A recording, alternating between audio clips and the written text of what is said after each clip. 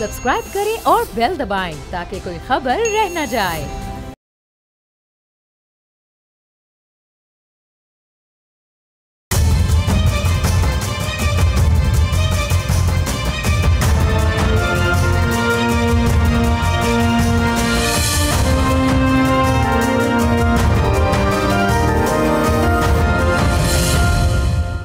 अस्सलाम वालेकुम, आप देख रहे हैं बोल्ड रिपोर्ट्स और मैं हूं बतूल राजपूत। ईरान और इसराइल के दरमियान जंगी मामला सिग्निफिकेंटली एस्केलेट हो गए हैं। कल इसराइल ने ईरान की टॉप मिलिट्री लीडरशिप को निशाना बनाया। मुतादिद न्यूक्लियर साइट्स पर मिसाइल हमले हुए और लास्ट नाइट ईरान ने इसराइल पर जवाबी हमले किए। आज एक बार फिर इसराइल ने ईरान की ऑयल रिफाइनरीज़ को टारगेट किया और अब ये मामला बढ़ता जा रहा है। ईरान ने बरतानिया, अमेरिका और फ्रांस को कहा कि अगर इसराइल का साथ दिया तो इनकी मिलिट्री इंस्टॉलेशंस को टारगेट किया जाएगा। ये मामला कहाँ रुकेगा? क्या एक बार फिर ईरान में रजीम चेंज की कोशिश हो रही है? इकॉनमी पे इसका क्या इम्पैक्ट पड़ेगा? इस सारी सूरत हाल करेंगे। हमारे साथ मौजूद हैं मार्शल रिटायर्ड आमिर मसूद साहब। बहुत शुक्रिया सर प्रोग्राम में ज्वाइन करने के लिए। सर, इसराइल ने ईरान पर हमला किया, ईरान का एयर डिफेंस सिस्टम कोलैप्स हो गया, टॉप मिलिट्री लीडरशिप को न्यूट्रलाइज किया गया, न्यूक्लियर साइट्स को हिट किया गया, लेकिन इसके बाद ईरान ने काफ़ी अच्छा कमबैक किया। ईरानी एयर डिफेंस सिस्टम में काम भी करने लग गया, बहुत अच्छा परफॉर्म किया इनफैक्ट ईरान के एयर डिफेंस सिस्टम ने। इसराइली आयरन डोम को भी बाईपास किया गया, तेल अवीव पर मिसाइल गिराए गए। पहले तो ये बताइएगा कि इसराइल ने कैसे इतना प्रिसाइज अटैक किया, कब से प्लानिंग चल रही होगी, और दूसरा ईरान ने जैसे कमबैक किया है इसको आप कैसे ऑब्जर्व कर रहे हैं? जी बिल्कुल, थैंक यू वेरी मच और आपका शुक्रिया इनवाइट करने का। इसराइल का जो प्लानिंग के मामले में जो आप पूछ रही हैं, उस लिहाज से अगर आप देखें तो इसराइल ने जितने भी अपने ऑपरेशंस किए हैं प्रीवियसली भी, उसमें बहुत डीप प्लानिंग इन्वॉल्व होती है, इनोवेशन इन्वॉल्व होती है, प्लस उनको बहुत ज़्यादा सपोर्ट है मिलिट्री इक्विपमेंट की अमेरिका से, और एक टैसिट अप्रूवल भी होता है अमेरिका की तरफ से कि वो अगर कुछ करेंगे तो कोई उसका रद्द अमल नहीं होगा इंटरनेशनल लेवल पे, तो उनको एक फ्री हैंड है, जिसकी वजह से जो वो प्लान करते हैं उनको एक गारंटी होती है।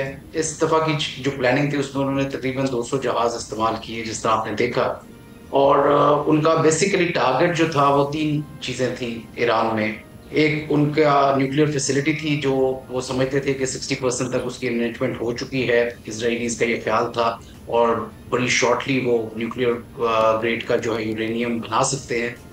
तो दूसरी चीज जो थी वो उनकी मिसाइल कैपेबिलिटी है, जो कि ईरान की बैकबोन समझी जाती है। ना सिर्फ मिसाइल स्टोरेज कैपेबिलिटी बल्कि मैन्युफैक्चरिंग कैपेबिलिटी भी, और जहाँ से वो मिसाइल उनके जितने भी स्टोर हैं वो फैसिलिटीज भी उनका टारगेट का हिस्सा थी। और तीसरी चीज जो सबसे इम्पोर्टेंट थी वो ह्यूमन रिसोर्स थी, जिसमें न्यूक्लियर साइंटिस्ट थे और उनकी मिलिट्री लीडरशिप भी थी। सो ये 3 बड़े इम्पोर्टेंट अवामिल थे जो उन्होंने बड़े प्रिसाइजली टारगेट किए, और ये मुमकिन नहीं है जब तक कि कोई बहुत अच्छी इंटेलिजेंस ना हो।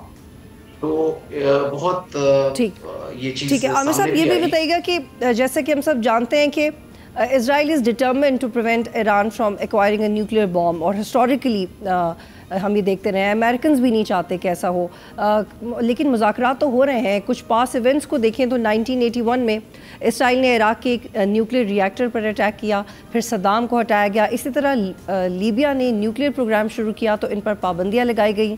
2003 में उन्होंने वॉलंटरली अपना न्यूक्लियर प्रोग्राम रोक दिया, अपना इक्विपमेंट भी अमेरिका को दे दिया। ईरान के हवाले से भी तारीख दोहराने की कोशिश की जा रही है क्या? क्योंकि इस हवाले से बताएं कि ईरान का न्यूक्लियर प्रोग्राम इस वक्त किस मरहले पे है, इसराइली हमले से कितना नुकसान होगा, और क्या इसराइल और अमेरिका ईरान का न्यूक्लियर प्रोग्राम रोक सकेंगे? जी देखिए, न्यूक्लियर कभी भी इसराइल नहीं चाहेगा कि कोई भी मुस्लिम ममालिक जो उसके नेबर में है, और स्पेशली ईरान जिसे कि वो एक्सेस ऑफ ईवल में समझता है और अपना सबसे बड़ा दुश्मन समझता है, उसके पास न्यूक्लियर कैपेबिलिटी है।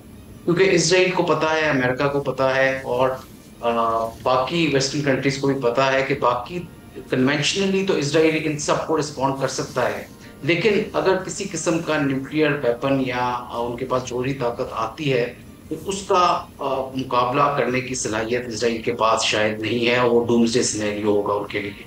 तो इसी वजह से उन्होंने किसी भी कंट्री को न्यूक्लियर एक्वायर नहीं करने दिया, اور دوسرا یہ کہ جو نیبرنگ کنٹریز بھی ہیں جن میں سعودی عربیہ شامل ہے، یو اے ای شامل ہے اور قطر وغیرہ، یہ بھی نہیں چاہیں گے کہ کسی طرح ایران کے پاس کسی طرح کی جو کیپیبلٹی آئے، اور وہ اس معاملے میں ایک قسم کی پارٹنرشپ ہے ان کی کہ اس ریجن میں جو ہے وہ اسرائیل، حالانکہ اس کے اپنے پاس وہ چیز موجود ہے، وہ کیپیبلٹیز موجود ہیں، لیکن وہ یہ نہیں چاہے گا کبھی، اور وہ میرا خیال میں 100 سے زیادہ ان کے پاس نیوکلیر ویپنز موجود ہیں، لیکن وہ نہیں چاہے گا یہ کہ وہ کسی طرح سے کسی اور ملک کے پاس آئے جو کہ اس کا مقابلہ کر سکے، اور اسپیشلی کسی مسلم کنٹری کے پاس۔ ایران تو ٹاپ آف دا لسٹ میں ہے، ان کو کبھی بھی وہ نہیں چاہیں گے۔ دوسری چیز جو آپ نے کہی تھی کہ ان کے جو آئرن ڈوم کو جو ایران نے ٹارگٹ کیا، وہ ایک بڑی، ایک میں سمجھتا ہوں امپورٹنٹ چیز بھی ہے اور بڑی کیپیبلٹی بھی ہے کہ یس، یہ ہم کہہ سکتے ہیں کہ اگر 100 انہوں نے میزائل مارے ہوں گے تو اس میں سے شاید 10-15% ہی اندر گئے ہوں، لیکن اسٹل ان کا اتنا متحرک قسم کا اور اتنا لیئرڈ نظام ہے ڈیفنس کا، جو یہ جسے آئرن ڈوم کہتے ہیں، کیونکہ اس سے پہلے جو ہے وہ ایروز 2 قسم کے لگے ہوئے ہیں میزائل، جو تقریباً 2000 سے ٹریک کرنا شروع کرتے ہیں میزائلوں کو، اور اس کے بعد پھر جو ہے ان کا جسے ڈیوڈ سلنگ کہتے ہیں، بڑا کیپیبل ڈیفنس سسٹم ہے، وہ آتا ہے جو کہ تقریباً 300 سے لے کر 50 کلومیٹر تک سپورٹ کرتا ہے، ان کو ٹارگٹ کرتا ہے، جو میزائل آ رہے ہوتے ہیں ان کو نیوٹرلائز کرتا ہے، اور اس کے بعد پھر آئرن ڈوم آتا ہے۔ سو یہ 3-4 لیئرز کو کراس کرنا ایک بڑی میرا خیال میں کامیابی کہہ لے کہ ان کے کم از کم کافی سارے میزائل جو ہیں وہ ضرور جا کے اہداف کو لگے۔ اتنا نقصان ظاہری بات ہے وہ نہیں کر سکے جتنا اسرائیل نے کیا تھا پری ایمپٹیو اسٹرائک کی وجہ سے، اور ان کی جو انٹیلیجنس لیول تھا اور ان کی جو پریسیجن تھی اویلیبل، کیونکہ بیلسٹک میزائلز کی وہ پریسیجن نہیں ہو سکتی جو کہ کروز میزائلز کی ہوتی ہیں، یا وہ والے جو کہ ان کے air to ground launch missile تھے جو کہ اسرائیل نے ان پہ داغے تھے، بٹ اسٹل میں یہ سمجھتا ہوں کہ وہ ایک کیپیبلٹی ضرور ہے۔ یس، لاسٹلی جو آپ نے نیوکلیئر کا کہا کہ کیا ایران اس میں کامیاب ہوگا، دیکھیں ان کو نقصان تو ہوا ہے، اور وہ اسی وجہ سے ہوا ہے کہ اندر کی جو انٹیلیجنس تھی، کچھ اندر کے مخبر تھے، کچھ اندر کے لوگ تھے جنہوں نے انفارمیشن دی، جس کی وجہ سے ان کی ٹارگیٹنگ بڑی پریسائز کی گئی ہے، لیکن اسٹل جو ایران کی اگر آپ وہ دیکھیں جو نیٹنس ان کی جو نیوکلیئر فیسلٹی ہے وہ ماؤنٹینس کے درمیان کر کے ہے، اور بڑی وہ ڈیپ اندر کر کے انہوں نے بنائی ہوئی ہے، اور اسی طرح کافی ساری جو ان کے میزائلز ہیں وہ بھی کافی ڈیپ ڈاؤن ہیں، جو کہ انہوں نے بہت عرصے سے اس کو سٹوریج کر رہے ہیں، جو کہ 100-200 کبھی کبھار 300 سے فیٹ سے بھی نیچے ہے اس کی، تو ان کو ٹارگٹ کرنا پاسبل تو ہے، لیکن وہ لیول آف ڈیمیج شاید نہیں ہو سکتا جو کہ سرفیس کے اوپر جو چیزیں ہوتی ہیں ان کا ہوتا ہے۔ تو میرا خیال میں یس، تھوڑا سا پیچھے ضرور کیا ہوگا ان کا پروگرام، لیکن ایران کی صلاحیت جو ہے وہ زیرو نہیں ہو سکتی، ان کی ابھی بھی کیپیبلٹی ہوگی کہ وہ آنے والے دنوں میں، اور لاسٹلی جو ان کی ہیومن ریسورس ہے وہ امپورٹنٹ چیز ہے جس کو انہوں نے ٹارگٹ کیا ہے، اور جن کو انہوں نے مارا ہے، ایران کے جو نیوکلیئر سائنٹسٹ ہیں وہ بہت امپورٹنٹ تھے لوگ، وہ شاید آنے والے دنوں میں انہیں ٹائم لگے کہ وہ اس طرح کی ہیومن ریسورس ہی بنا سکیں۔ بالکل، یہ بڑا اہم نقطہ ہے، اور امپروو کرنے کی ضرورت ہے اپنی انٹرنل انٹیلیجنس ایجنسیز، جس طرح سے ان کا نقصان ہوا، ایک بڑا نقصان ہے جو ایران نے وٹنس کیا ہے ہیومن ریسورس کی فارم میں، بہت اہم نقطہ ہے۔ مارشل صاحب، ایٹ دس پوائنٹ جنگ محدود ہے، صرف اسرائیل اور ایران اس میں ڈائریکٹلی شامل ہیں، لیکن اگر یہ معاملہ بڑھتا ہے تو اس کا تھریش ہولڈ کہاں تک بڑھ سکتا ہے؟ کون سے ممالک ہیں جو اس میں شامل ہیں، اور کیا یہ ریجنلی ایکسپینڈ ہوگا یا اس کے چانسز کم ہیں؟ دیکھیں جی، میں ذاتی طور پہ یہ سمجھتا ہوں کہ اسرائیل نے جتنے اہداف یا آبجیکٹیوز اپنے حاصل کرنے تھے کافی حد تک کر دیے، انہوں نے ان کے بہت امپورٹنٹ چیزوں کو ٹارگٹ کیا، جس طرح میں نے آپ کو بتایا تھا کہ نیوکلیئر کو، میزائلز کو جو لانچ ڈلیوری ان کی ہوتی ہے جن سے، اور ان کی ہیومن ریسورس کو جو کہ بہت امپورٹنٹ ہوتی ہے، یہ مطلب 30-40 سال کا ان کا ایکسپیرینس تھا جو ملٹری اور وہ ڈیسیجن میکرز تھے، انہوں نے نیوکلیئر پروگرام کے سائنٹسٹ تھے جنہوں نے نیوکلیئر پروگرام کو آگے لے کے جانا تھا، انہوں نے اس لحاظ سے اس کو بیک فوٹنگ پہ لے گئے ہیں اور اپنے آبجیکٹیوز حاصل کر لیے۔ تو میرا نہیں خیال کہ اسرائیل فردر اس وقت چاہے گا اس کو ایسکیلیٹ کرنا، یا کوئی اور کنٹری چاہے گی۔ یس، اب جو ہے بال جو ہے وہ ایران کے کورٹ میں ہے کہ ایران کیا اس لیول کی پنشمنٹ دے سکتا ہے، یا اس کے اندر کیپیبلٹی ہے دینے کی، اور ود آل دا ڈیفنسز، اور جتنے نیبرنگ کنٹریز ہیں وہ ساری ایک قسم کی آئسولیشن میں ہے ایران، اور وہ سارے جو ہیں ایک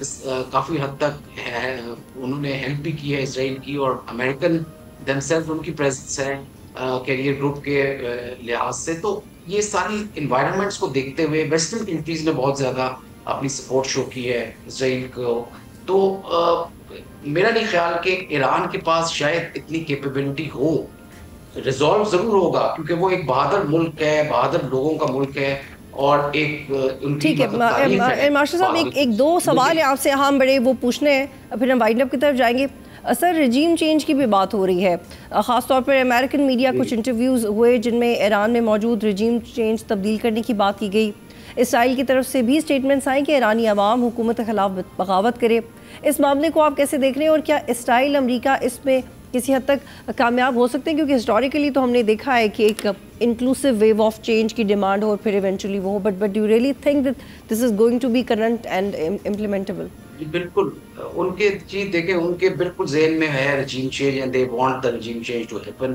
اور ملا جسے وہ کہتے رہتے ہیں وہ اس رجیم کو چینج کر کے مے بی ذرا لبرل قسم کی رجیم وہ لانا چاہتے ہیں. شاہ پہلوی کے بیٹے کا بھی ذکر ہو رہا تھا, آج کل اس کی امیجز بھی چل رہی ہیں. تو وہ رجیم چینج ڈیفینیٹلی چاہتے ہیں, اور وہ انٹرنلی بھی ایران کو کافی حد تک اس میں فشرز انہوں نے کریٹ کیے ہیں اور ایک ڈیوائڈ نظر آتا ہے. لیکن یہ ہمیں دیکھنا ہوگا کہ مطلب وہ کس حد تک کامیاب ہوتے ہیں اس میں, کیونکہ کوئی زیادہ پروٹیسٹ تو نظر نہیں آ رہے ایران میں کہ ہو رہے ہو رجیم کے خلاف اور کوئی ان کے ایکشنز کے خلاف اور جو کچھ ہوا ہے ابھی تک اس کے خلاف. بٹ یہ کہ انٹرنیشنل میڈیا اس کو کافی پروپوگیٹ کر رہا ہے.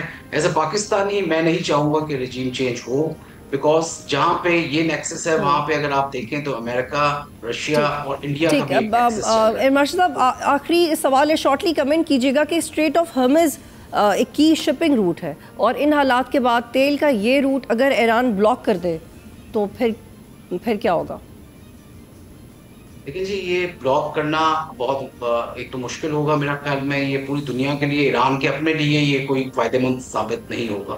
تو ایران کو آگے آنے والے دنوں میں ایسے ایکشنز کرنے چاہیے جو کہ ان کو جو ایک امبیلنس کریٹ ہوا ہے اس میں تھوڑا سا بیلنس کریٹ کریں, اپنے آپ کو آرگنائز کریں, تھوڑا ریشنل تھنکنگ کریں, اور ایسی چیزیں نہ کریں جن سے نہ صرف ان کو بلکہ ان کے نیبرز کو اور ان کے ارد گرد کے ممالک کو بھی نقصان ہو اور پورے ریجن کو نقصان ہو.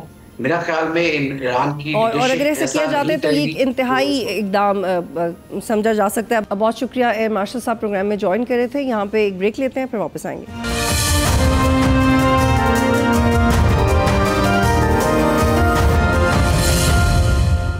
پروگرام میں خوش آمدید. اور اس وقت ہمیں جوائن کیا ہے نیئر حسین بخاری صاحب نے, سیکریٹری جنرل پاکستان پیپلز پارٹی, سابق چیئرمین سینٹ. بہت شکریہ سر آپ پروگرام میں جوائن کر رہے ہیں. پہلے تو ایران اور اسرائیل کا معاملہ کیسے دیکھ رہے ہیں آپ؟ اسرائیلی حملے کے بعد ایران کی جوابی بار جاری ہیں, اسرائیل کے بڑے شہروں کو نشانہ بنایا جا رہا ہے. اس حوالے سے آپ کے کیا جذبات ہیں؟ شکریہ. گزارش یہ ہے کہ اسرائیل نے بلا جواز اور ایک ملک کی سوورنٹی پہ حملہ کیا ہے, اور اس سے ان کو بہت نقصان بھی پہنچایا ہے. ان کے آرم فورسز کے آفیشلز پرٹیکولرلی ان کی لیڈرشپ اور سائنٹسٹ ان کے اس میں شہید ہوئے ہیں, اور پاکستان کے عوام بھی بڑے مضطرب ہیں, اضطراب میں ہیں. حکومت پاکستان نے بھی اسرائیل کے حملے کو ایران پر کنڈیم کیا ہے, اور ایون ہمارے جو نمائندے ہیں سیکورٹی کونسل میں انہوں نے بھی مطالبہ کیا ہے کہ یہ جو جنگ ہے یہ بہت سارے اس خطے پورے کو لپیٹ میں لے سکتی ہے, اور عالمی امن کے لیے بڑا خطرہ ہے. اور ہم سمجھتے ہیں کہ جو اسرائیلی جارحیت ہے اس کو ہر لمحے اور ہر جگہ پہ اس کی مذمت بھی ہونی چاہیے, اور اقوام متحدہ کو اپنا کردار ادا کرنا چاہیے تاکہ یہ مزید بدامنی بھی رک سکے اور جنگ کے جو مزید نقصانات ہیں ان سے بچا جا سکے. پاکستان اور جو ایران نے بالکل اپنا رائٹ آف ڈیفنس تھا ان کو بالکل اختیار کیا, ان کے پاس حق تھا کہ وہ اس کے اوپر وہ ریٹیلیٹ کرتے, اور انہوں نے جواب دیا ان کو. جی بالکل. اور یہ سب ڈومیسٹک ایشوز پہ آ جاتے ہیں. بجٹ پر مختلف اعتراضات ہو رہے ہیں. پاکستان پیپلز پارٹی میں جیسے چودھری منظور ہیں, ندیم افضل چند ہیں, انہوں نے بھی اعتراض کیا. کیا آپ کی اس سارے معاملے پر یہی رائے ہے؟ آپ کو بھی فیڈرل بجٹ پہ اعتراض ہے؟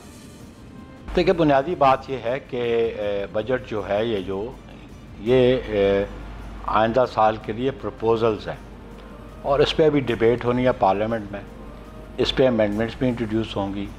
ہمارے جو نمائندے ہیں یا ہمارے جو رہنما ہیں پارٹی کے، انہوں نے اس پہ بالکل تحفظات کیے ہیں، اس لیے کہ یہ عوام کی توقعات کے مطابق نہیں تھا، بالخصوص جو محنت کش ہے اس کو کوئی زیادہ ریلیف نہیں ملا۔ سیکنڈلی اس پہ اعتراض یہ ہے کہ جو بیسک آپ کی اکانومی جو ہے وہ بیس کرتی ہے ایگریکلچر پہ، اور ایگریکلچر پہ کوئی انسینٹیو نہیں دیے گئے ہیں، بلکہ پچھلے 2 سالوں سے جو فارمر ہے، کسان جو ہے وہ بڑا پس گیا ہے۔ نیئر صاحب، آپ یہ بالکل ٹھیک کہہ رہے ہیں کہ جو بیسک سٹیزن ہے اس کے لیے کوئی خاص مراعات نہیں آئیں، جو ایک مزدور ہے اس کی نارمل ویج میں کوئی اضافہ نہیں ہوا، لیکن سر یہاں پہ when I was going through the budget proposals تو سندھ کے لیے تو بڑے زبردست پارلیمنٹری سکیمز کا اعلان کیا گیا ہے پی ایس ڈی پی کی مد میں، اور یہ بھی اعتراض آ رہا ہے کہ گورنمنٹ اپنے اتحادیوں کو خوش کرنے کی کوشش کر رہی ہے، کیونکہ اوور آل 28% انکریز کیا ہے پروونشل بجٹ میں، جس میں سندھ کا بڑا کنسیڈریبل حصہ ہے۔ دیکھیں، جو سندھ کو شیئر ملے گا وہ سارے صوبوں کو ملتا ہے، وہ نیشنل فائنانس کمیشن کے حوالے سے جو ان کا ڈویزیبل پول ہے اس پر سے شیئر ملتا ہے اس کو۔ پی ایس ڈی پی جو ہے اس دفعہ تو انہوں نے ریڈیوس کیا ہے، پچھلے سال سے جو پی ایس ڈی پی تھا اس سے تو اس کو کم پہ لے کے آ کے گئے ہیں، اور نئی سکیمز بھی نہیں ہیں، یہ آن گوئنگ سکیمز کے لیے ہیں، نئی سکیمز کا تو کوئی انیشیٹو نہیں لیا جا رہا۔ تو اس لیے آپ یہ پروونشلزم کی بات کریں تو سارے پروونسز جو ہے وہ ایکولی انٹائٹلڈ ہیں ڈویزیبل پول سے، نیشنل فائنانس کمیشن ایوارڈ کے مطابق ان کو شیئر ملنا چاہیے۔ جہاں پہ پارلیمنٹ کے حوالے سے بات ہے وہ ابھی بھی ڈیبیٹیبل بات ہے، اس پہ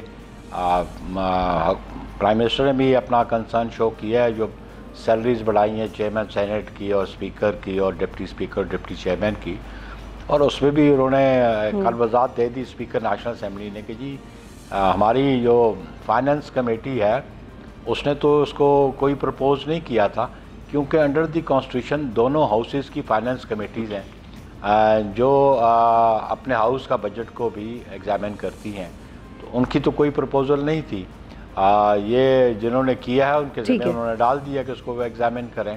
تو سر کیا پیپلز پارٹی کو کانفیڈنس میں نہیں لیا تھا یہ جو پروپوزلز ہیں، کیونکہ ان میں سے بیشتر آپ بھی سمجھ رہے ہیں کہ ٹھیک نہیں ہے، کیا پیپلز پارٹی کو کانفیڈنس میں نہیں لیا گیا تھا؟ نہیں، آبویسلی دیکھیں جی، ان کو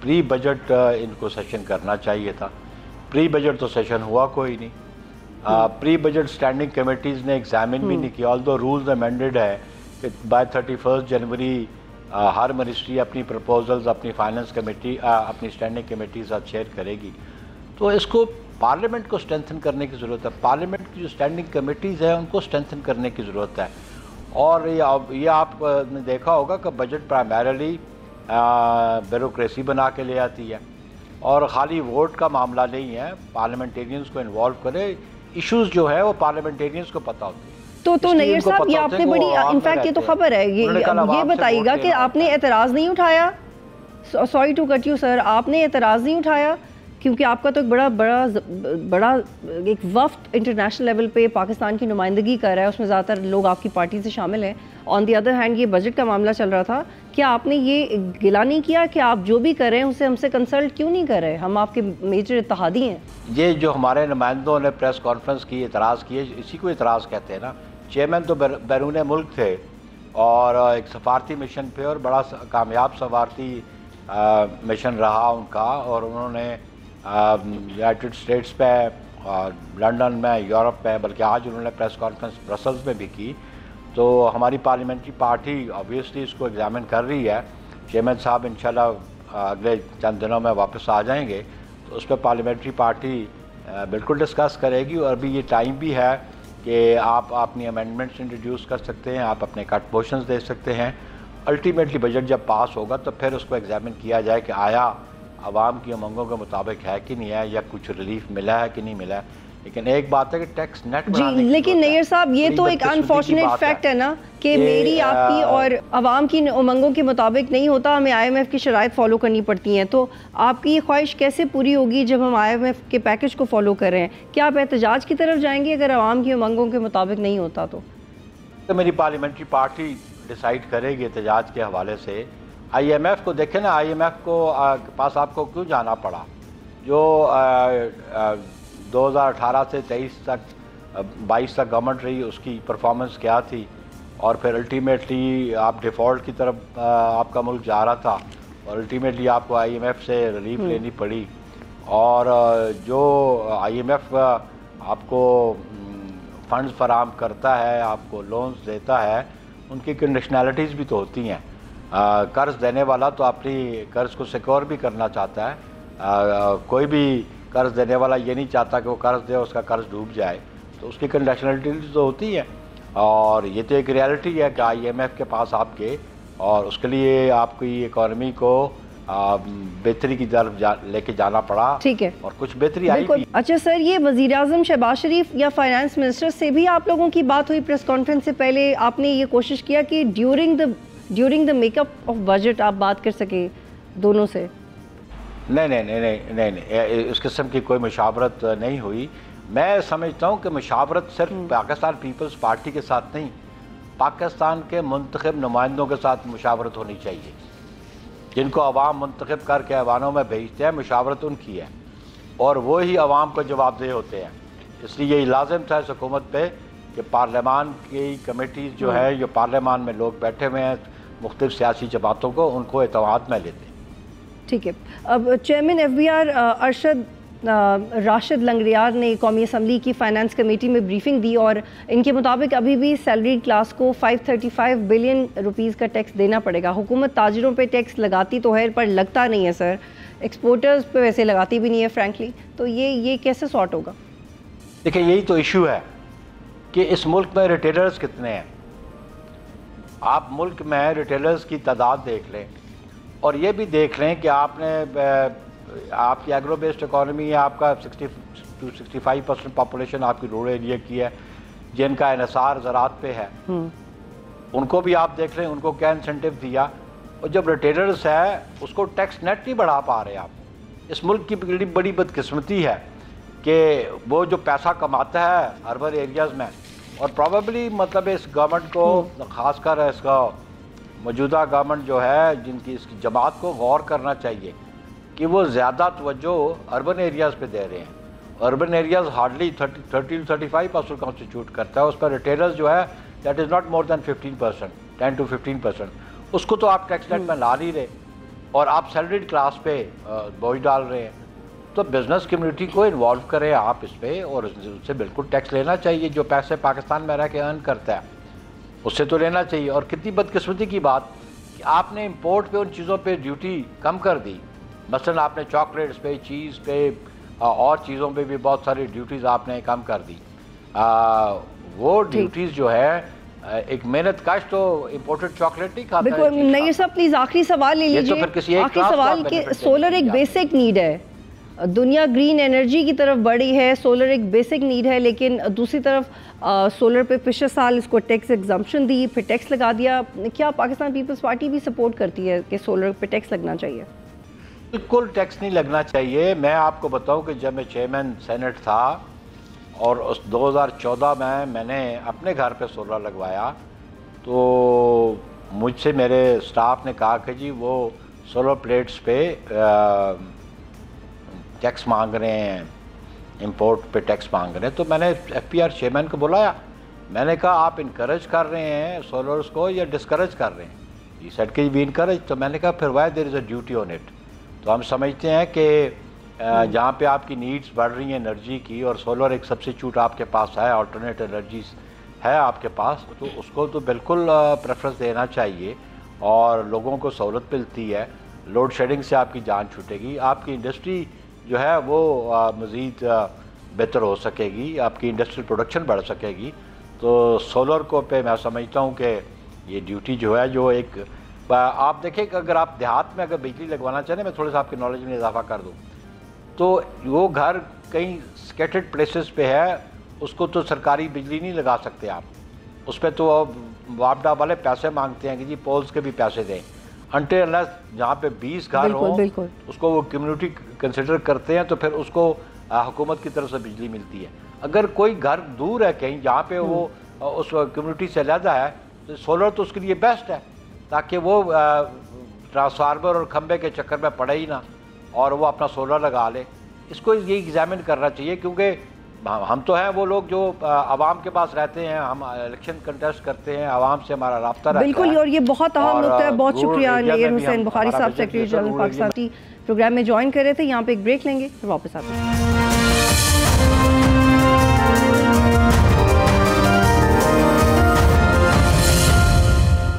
اس وقت ہمیں پروگرام میں جوائن کریں حفیظ پاشا صاحب, جو کہ فارمر فائنانس منسٹر ہیں. پاشا صاحب, بہت شکریہ پروگرام میں جوائن کرنے کے لیے. پہلے تو یہ بتائیے گا کہ وفاقی بجٹ کی باٹم لائن کیا ہے؟ وفاقی وزیر خزانہ یہ کہتے رہے ہیں کہ ڈی این اے چینج کرنے جا رہے ہیں, کیا واقعی ڈی این اے چینج ہو رہا ہے؟ بسم اللہ الرحمن الرحیم. دیکھیے, یہ بجٹ جو ہے اس کی جو خصوصیت ہے وہ یہ کہ جسے ہم کہتے ہیں کنٹریکشنری بجٹ. کنٹریکشنری بجٹ کے معنی کیا ہے کہ کوشش یہ نہیں کی جا رہی ہے کہ بڑے بھاری قسم کے ریفارمز وغیرہ لائے جائیں. مقصد جو ہے, باٹم لائن جو ہے کہ جو بجٹ کا خسارہ ہے اس کو نمایاں طور پر کم کیا جائے. تو اس کے نتیجے میں خرچوں میں واضح طور پر اضافہ نہیں نظر آ رہا علاوہ ایک دو ہیڈز کے, اور اس لحاظ سے ہم سمجھتے ہیں کہ جو ملک کے حالات ہیں بے روزگاری کے اور غربت کے, تو ان چیزوں کو ٹیکل کرنے کے لیے کوشش زیادہ ہونی چاہیے تھی. اور اتنا زیادہ کٹ جو ہے بجٹ ڈیفیسٹ میں آئی ایم ایف کے پریشر سے بھی زیادہ کٹ کیا ہے, تو یہ نامناسب تھا.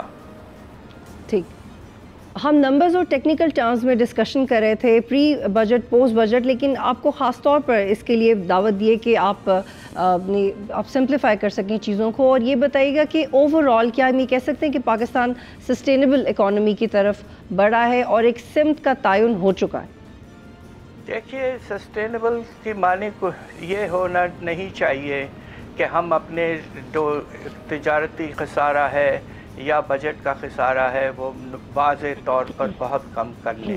ایسا نہ ہو کہ اس پروسیس میں جو شرح نمو ہے, جو اکانومی میں اضافہ ہوتا رہنا چاہیے, وہ ختم ہو جائے.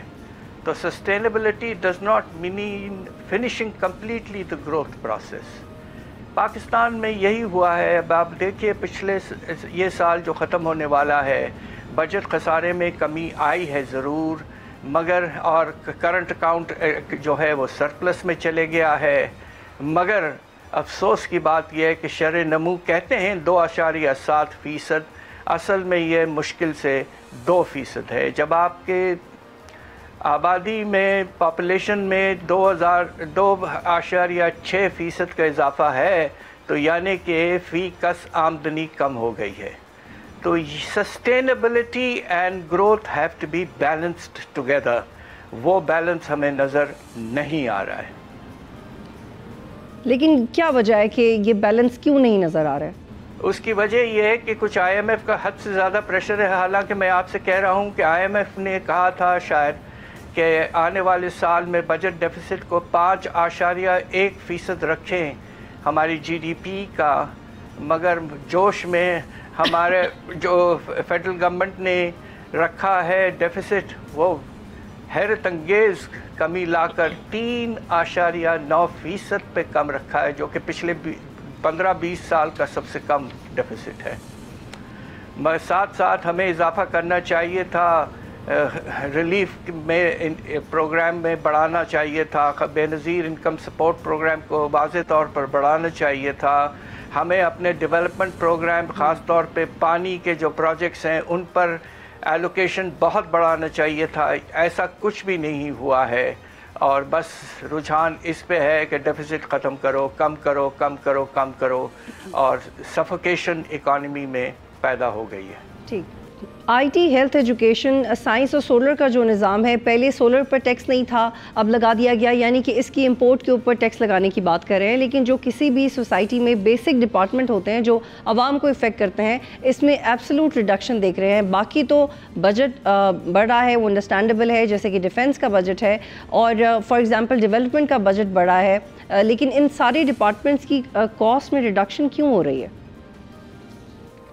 بات دراصل یہ کہ جو تعلیم پہ اور صحت پہ جو میجر خرچہ 80% سے زیادہ वो हमारी 4 सूबाई हुकूमतों का है। तो अब हमें देखना है कि जब ये 4 बजट्स आएंगे तो कितनी प्रायोरिटी दी गई है एजुकेशन और हेल्थ को। और इस वक्त बहुत संगीन प्रॉब्लम्स हैं, ख़ास तौर पे आप ये देखिए कि जो हमारा 2023 का पॉपुलेशन एंड हाउसिंग सेंसस हुआ, डिजिटल सेंसस, बेहतरीन सेंसस, उसमें ये बताया गया कि 2 करोड़ 60 लाख बच्चे स्कूल से बाहर हैं। ये बहुत ही अफसोसनाक बात है और ये परसेंटेज दुनिया के सबसे हाई परसेंटेजेस में है। हम कम स्कूल की तालीम तक नहीं दे पा रहे हैं अपने बच्चों को, ये बहुत ही अफसोसनाक बात है। जी बिल्कुल। पाशा साहब, आपने चूँकि क्लोजली काम किया हुआ है IMF के साथ और आप साइकोलॉजी भी समझते हैं, बॉडी लैंग्वेज भी समझते हैं, कभी कभी पाकिस्तान इन ममालिक में भी शामिल हुआ जिनको साइड लाइन्स पर जाके IMF की मैनेजमेंट को कन्विंस करना पड़ा। लेकिन क्या आप देख रहे हैं कि ये जो 20-25 प्रोग्राम्स हैं जिनमें पाकिस्तान ने IMF के साथ कोऑर्डिनेट किया है, पाकिस्तान ब्राज़ील या फ़िलिपीन जैसे ममालिक में शामिल होगा जो इवेंचुअली ये प्रोग्राम्स को ख़त्म करके इंडिपेंडेंट हो जाए IMF के साथ? जी बिल्कुल बिल्कुल। अब पाकिस्तान का ये 25वां प्रोग्राम है। दुनिया में 2 ममालिक हैं जो इतने ज़्यादा प्रोग्राम ले चुके हैं, number 1 Argentina, number 2 Pakistan.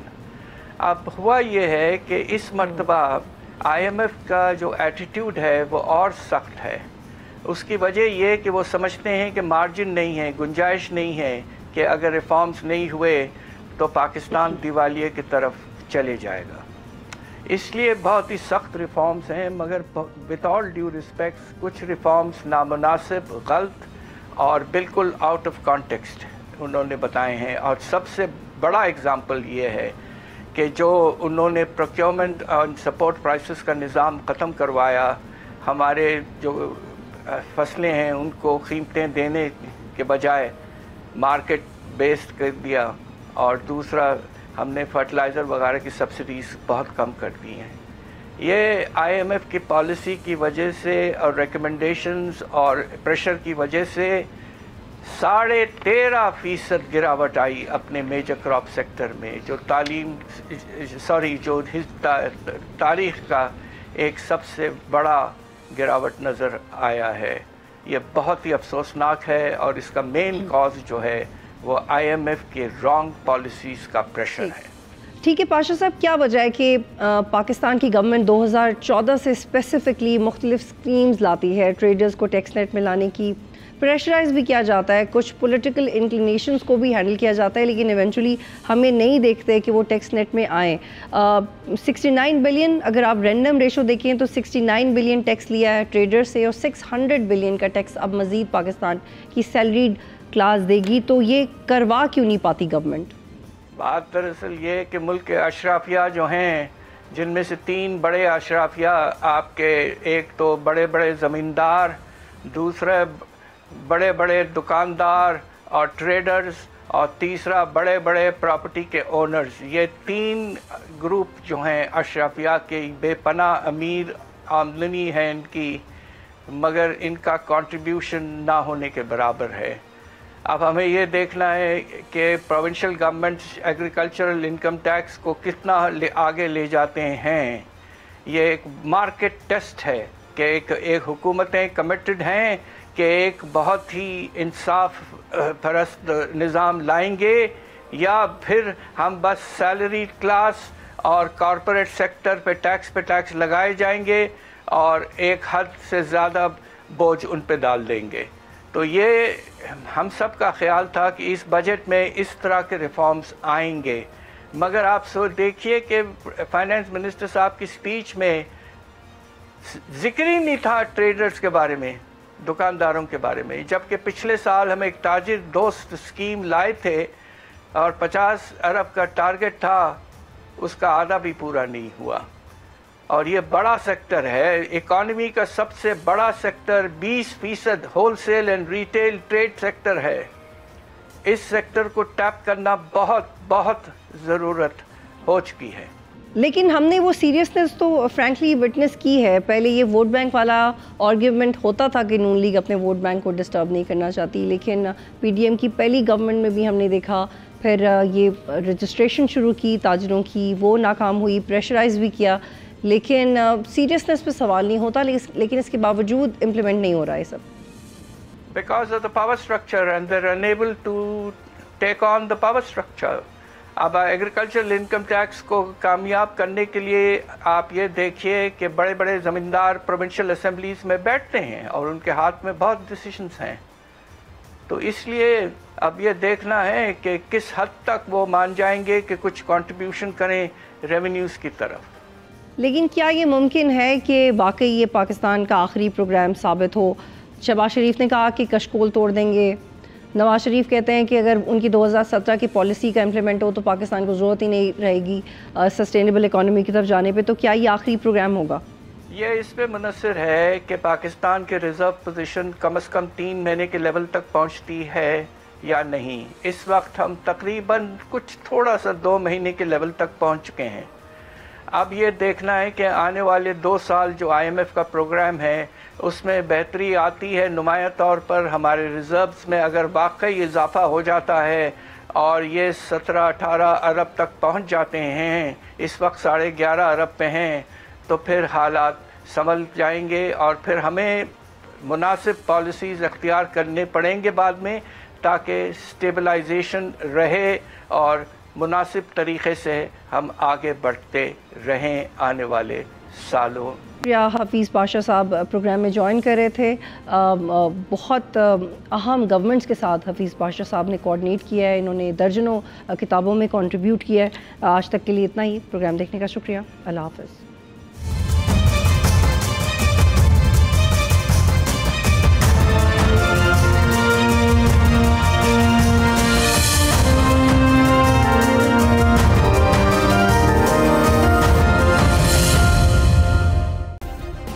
Subscribe کریں اور بیل دبائیں تاکہ کوئی خبر رہ نہ جائے.